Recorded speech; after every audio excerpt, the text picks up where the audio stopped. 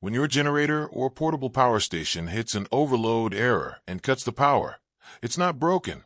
Its safety computer is actively stopping an electrical fire. Here's how to reset it and fix the issue instantly. Step 1. Unplug every single appliance from the outlets immediately. If you leave them plugged in, the system will instantly lock up again.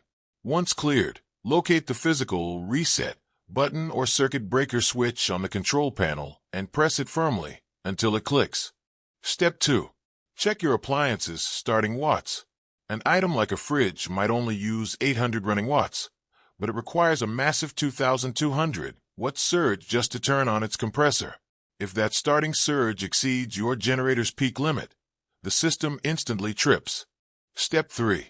Turn the generator back on empty. Then plug your appliances back in one at a time, starting with the largest item first.